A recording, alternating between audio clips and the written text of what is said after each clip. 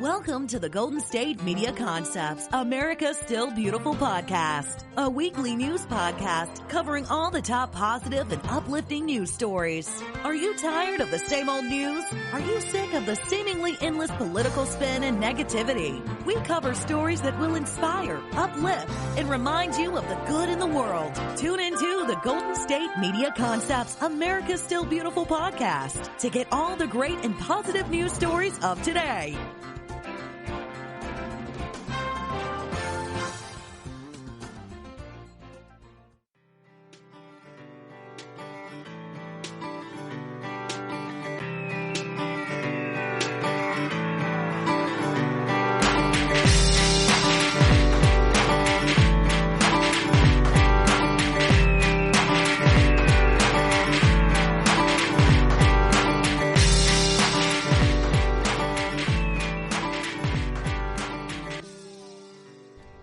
Welcome to GSMC, America's Still Beautiful podcast, brought to you by the GSMC Podcast Network.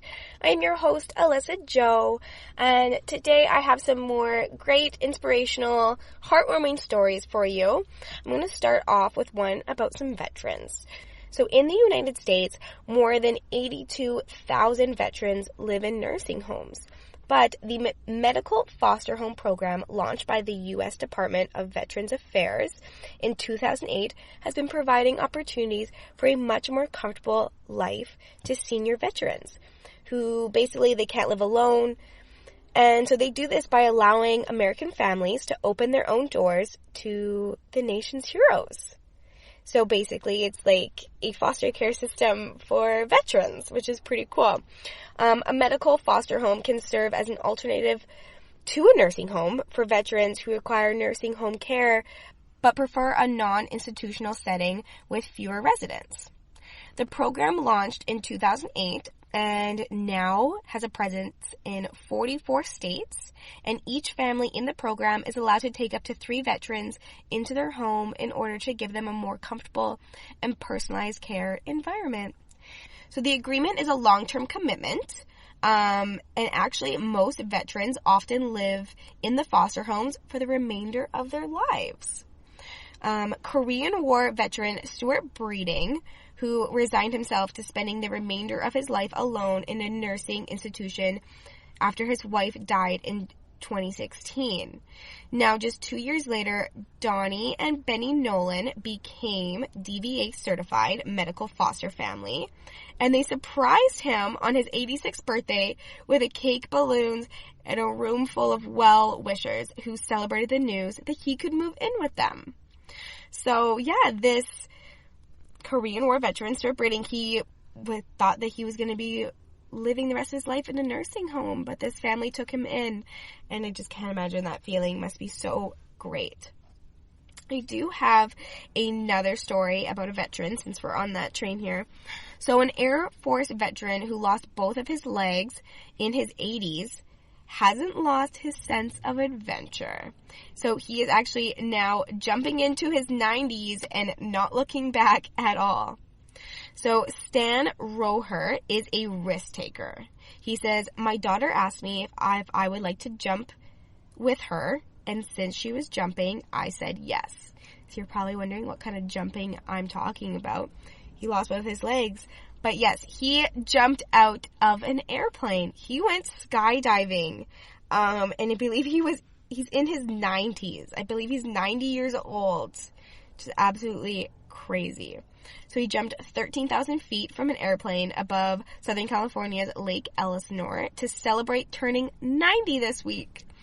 So he regularly hiked mountains before, but in his 80s, he lost both of his legs because of blood clots behind his knees. But that didn't slow him down. He was an avid biker, but now he plays wheelchair tennis. He's a kayaker. He modified his truck so he can drive himself anywhere. He's definitely a go-getter. He uses pulleys to get his wheelchair in and out and unloads his kayaks completely by himself. His daughter said, "He is an inspiration. Living is a choice every day. And I think if you choose that, there's a lot you can do with it." I just thought that was an amazing, inspirational story. 90 years old, lost both of his legs. He does everything basically on his own, and he even jumped out of an airplane. That's definitely not something everybody can say that they have done or have had the guts to do. It's pretty inspirational. Now, my next story. So, more than a dozen different community colleges across Washington state were absolutely shocked when they found a check worth $550,000 sitting in their mailboxes. So this is courtesy of Eva Gordon. She is a 105-year-old woman from Oregon who just passed away in June with a secret $10 million fortune that she had amassed entirely through savvy investing.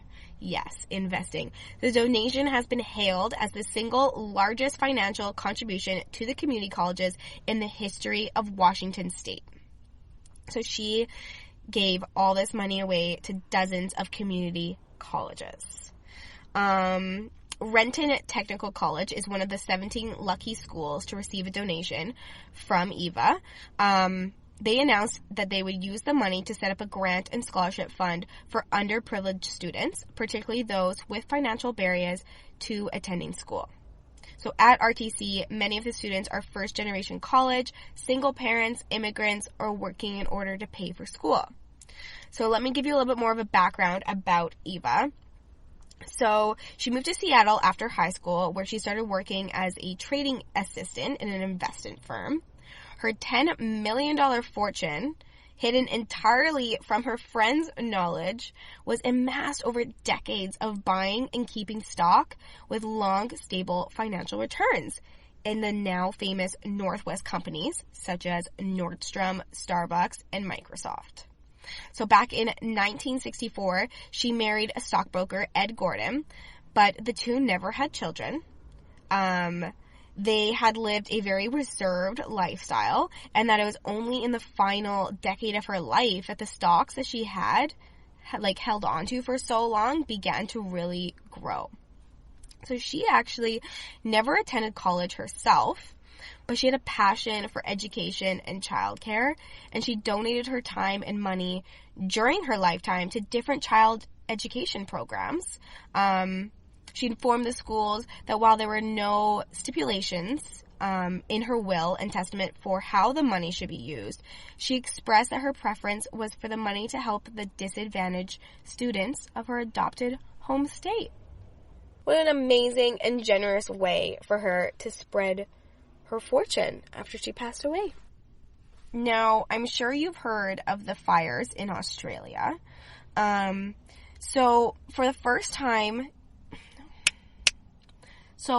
sure you've heard about the fires in Australia.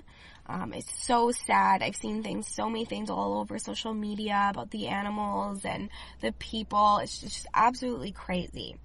But for the first time since 2010, the U.S. federal government has deployed a team of 100 American firefighters to help with the emergency response crews in Australia.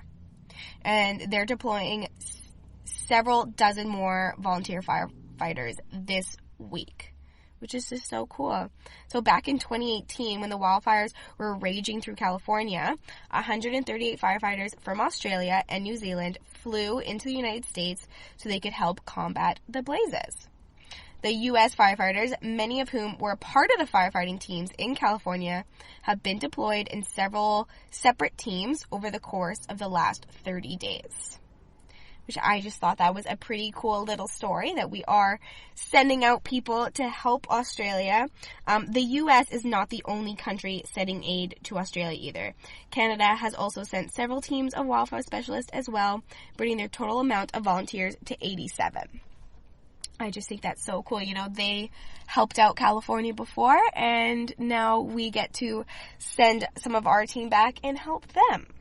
I thought I would also share that Pink is pledging $500,000 to the Australian Fire Services. Metallica is donating $750,000, and Elton John is donating $100 million to firefighters in Australia. This is something that's really ongoing. Like I said, I've seen it all over social media. It is so sad to see all the animals and everything going on. It makes you think back to when it happened to California, like I said before, and how tragic that was, right? And so we got to do what we can to help. So please go out, donate, do what you can, spread that positivity, spread those positive vibes, and let's all try to help and do what we can for Australia. I think it's so awesome that the U.S. has sent over some American firefighters to help. It is time for a little bit of a break, but don't go anywhere. When we get back, I have some really cool health stories that are groundbreaking, super interesting. I think definitely a huge milestone for our health in the U.S. The GSMC Life and Happiness podcast takes you on a journey of exploration. We'll discuss tried and true methods alongside the latest trends of how to best live your life to its fullest and happiest. From psychology to meditation, science to self-help books, the GSMC Life and Happiness podcast will help you to discover what makes you happy and how you can live life being the best you possible. Download the GSMC Life and Happiness podcast on iTunes, Stitcher, SoundCloud, Google Play, or anywhere you find podcasts. Just type GSMC in the search bar.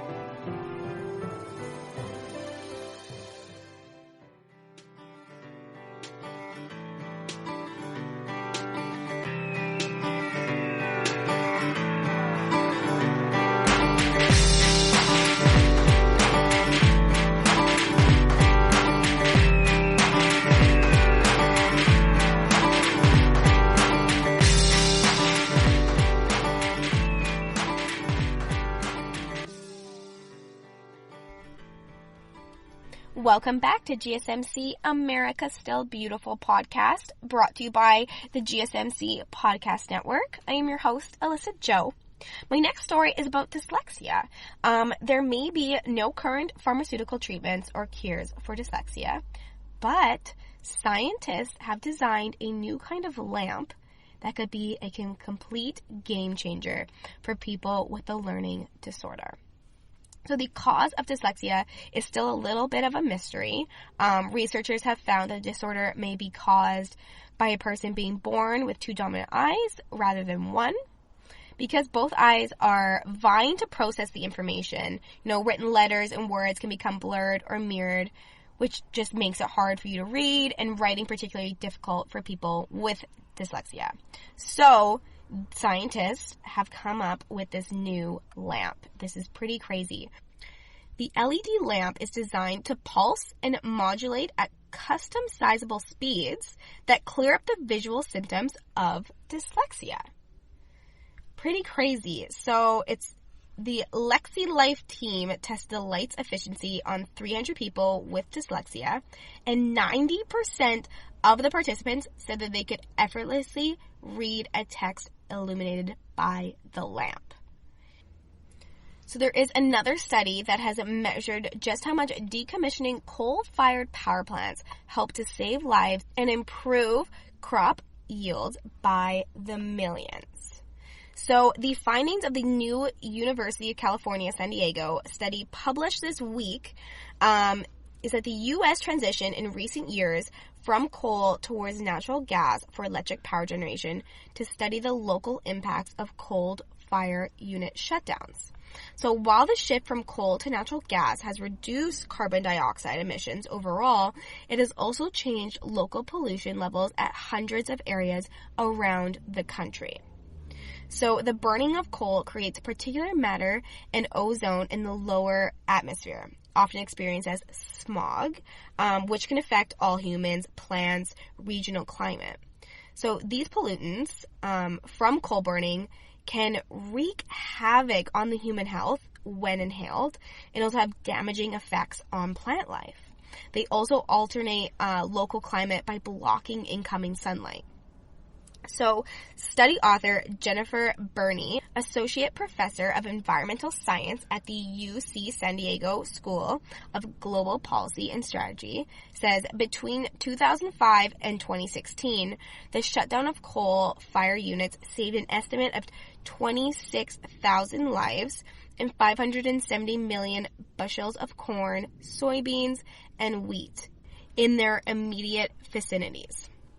So the inverse calculation estimating the damages caused by coal plants left in operation over that same time period suggests that they contribute to over 300,000 premature deaths and the loss of 10.2 billion bushels of crops, roughly equivalent to half a year's typical production in the U.S.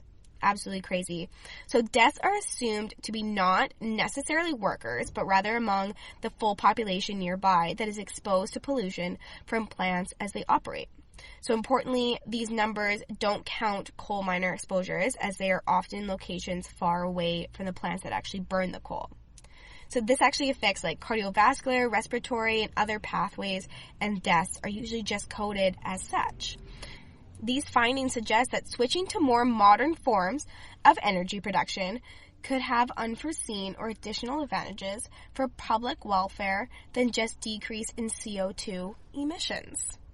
So that is another really cool study that has just measured how much decommissioning coal-fired power plants help to save the lives and improve crop yields, literally by the millions. Now, my next story, I think, is a pretty awesome health thing for the United States. Fewer and fewer people are dying from cancer in the United States every single year, with 2017 showing the largest single-year drop in cancer mortality ever reported.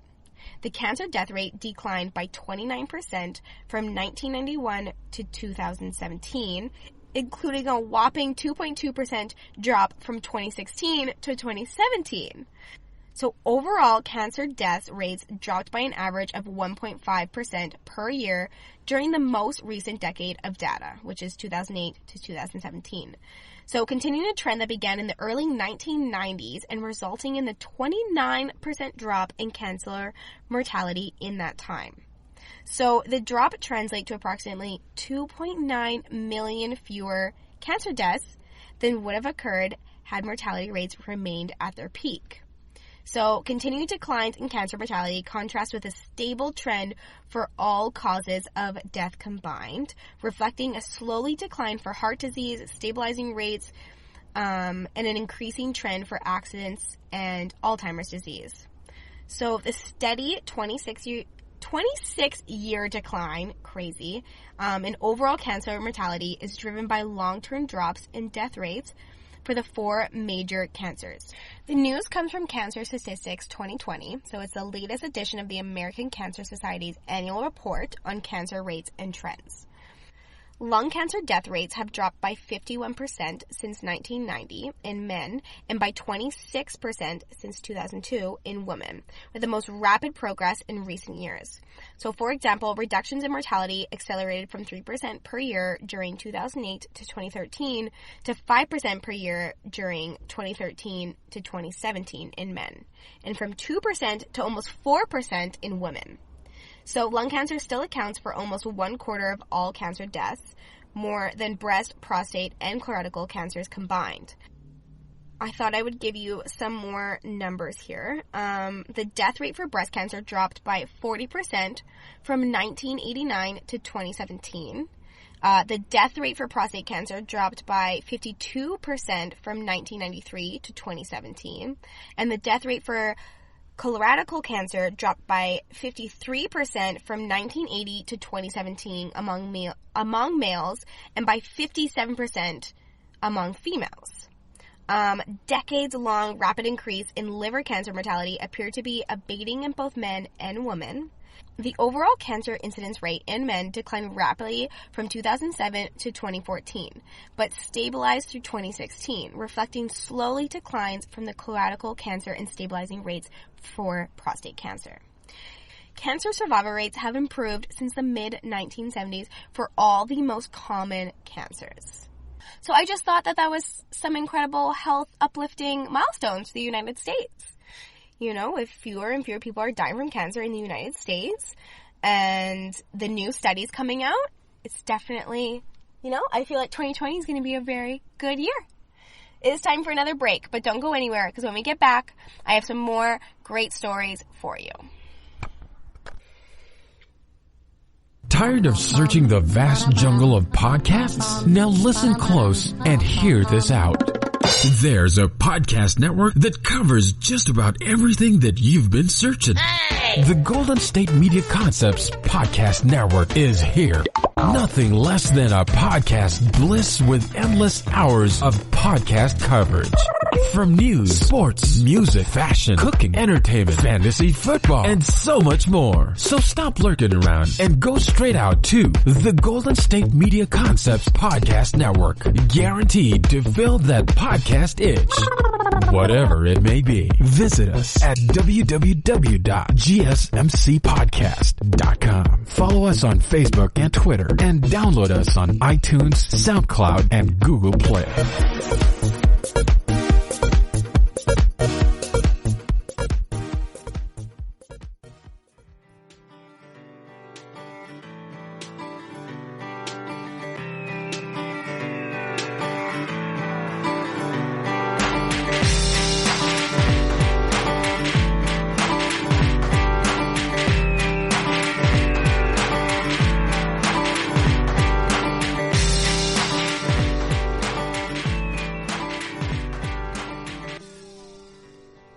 Welcome back to GSMC, America's Still Beautiful podcast, brought to you by the GSMC Podcast Network. So I have a cute little story about a chunky kitty. His name is Zach. He is weighing in at 30 pounds, but he captured the hearts on the Michigan Humane Society social media pages, and he has now been adopted. His new family will help him on his weight loss journey. Overweight cats are susceptible to a host of diseases, including diabetes, tumors, and urinary tract infections. They also have problems grooming themselves, but they say that this cat is Zach, his name is Zach, says that he is absolutely lovely, and they had a ton of applications for him, and they've actually nicknamed him Chunk Cat. Pretty cute. But yes, I just wanted to share that 30-pound Zach the cat is going home to a happy family who's going to help him on his weight loss journey. My next story is about a Riverside bus driver who's being hailed as a hero for helping reunite an elderly man with his family. Her name is Camille Wilson, and she was on her regular route when she was alerted about a missing man who had dementia. So she greets everyone who gets on her bus, and it didn't take her very long to figure out that this was the man that everyone was looking for. So she said that she pulled over to wait for authorities and kept talking to the man to convince him not to leave the bus. She said that they gave a good description on the device, just, probing her to ask questions and what they do. They do train her on what to do in these types of cases. So she said she was able to put two and two together and kind of figure it out, this was the man that everyone was looking for. When he said that he was on his way to the casino, being that there were no casinos in that area, it triggered it for her. So the Riverside Transit Agency recently gave her a Hero Award. And she just said that it feels good about making a difference and is grateful for the recognition. I just thought that was kind of a cool little story. I guess you never know what's going to happen when you're a bus driver. There could be some crazy things going on that you got to help out. My next story is about Trey Young, and he donated over $1 million worth of medical debt to those in need. If you don't know Trey Young, he is a NBA basketball player. So he's teamed up with RIP Medical Debt to relieve medical debt to those in desperate need of assistance. So RIP Medical Debt targets families and individuals who are well below the poverty line and have medical bills that cost 5% or more of their yearly income. So thanks to Atlanta Hawks guard, Trey Young, over $1 million worth of medical debt will be erased.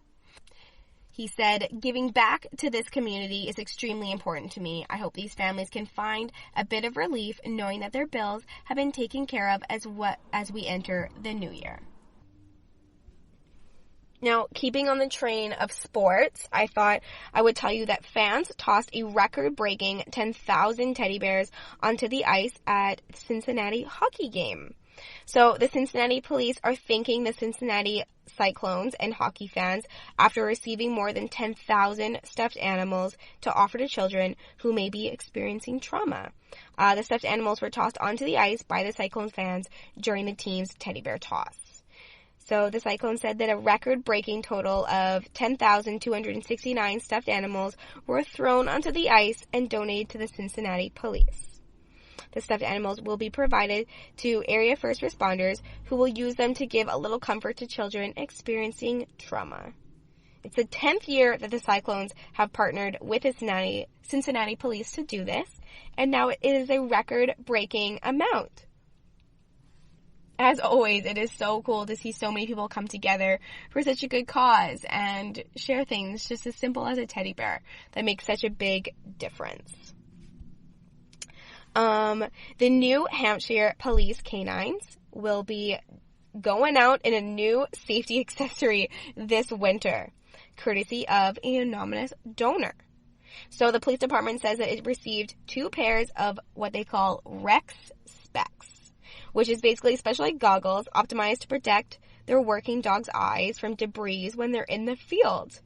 And so according to the department, it will be matching the donation to ensure that all 4 canines are outfitted with the equipment. So from an anonymous donor, they've received these Rex specs. They're so cute.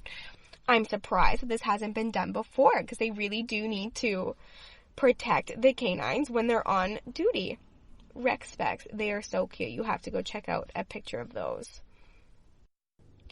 Okay, so I found this pretty cool story about Planet Fitness staff, how they're spreading cheer with a kindness car. So the employees at Planet Fitness staff in Alaska are hitting the streets and spreading cheer beyond the holidays. So they have this cool little car, they call it the kindness car, and they have their kindness drivers, and a few times a week they drive around and perform good deeds for strangers, like putting nice notes on windshields or giving out goodies to high school students before finals. Just this past Monday, they stopped at Subway to stock up on sandwiches for the first responders, and basically they just use this car to drive around and spread kindness. I just think that is so cool. The whole point of it is just to drive around, spread kindness, do random acts of kindness and good deeds for people to make their day and make them feel great. And just the reactions and response that they get, they say that that's enough for them to keep going and doing this. It's just such a cool thing to be spreading this kindness around. What a cool thing. A kindness car. Such a good idea. My last story is about a boy named Jeremiah Merle. He's 20 years old. He is a Chick-fil-A employee, and his kindness has completely gone viral. So he's from North Carolina, and he's spreading kindness one order at a time. He may just be taking your order at Chick-fil-A, but he has caught the attention of so many people on social media from this video that went viral that was just posted by a customer. Little did he know that he would be viewed more than over 300,000 times on Facebook. He says that he just hopes that his service he provides is a memorable one. His actions and behavior are on the way to interact with people's matters. It can just transform the day. I watched the video of this man, and he basically just goes above and beyond. He's so kind. He's so personable. You know, he makes you feel like it's exciting to get your Chick-fil-A order. Well, of course, you're getting your food, but it is exciting, and just you can just tell when somebody spreads so much positivity that it makes such an impact that you want to take a video of it and it goes viral. Like, of course, that is so amazing. He is just such a breath of fresh air. And I just think it's so cool when somebody has such a positive attitude, a positive glow around them, that it just makes you want to take a video of it and post it on the internet to go viral. You know, we need that kind of positivity and great things from so many people to just continue to make America beautiful. Positive energy is so contagious, and when we see the people that are going hard and doing that and spreading that positive love and that positive energy, making people happy and it's just so cool to see that stuff go viral and those people get recognized in doing those things. So remember to continue to spread lots of kindness and positivity. That is all the stories I have for you today on GSMC America's Still Beautiful podcast, brought to you by the GSMC Podcast Network. Thank you so much for listening today. As always, do not forget to hit that subscribe button, like and follow us on social media, and leave a 5-star review. It's greatly appreciated. I cannot wait till next time. Thank you.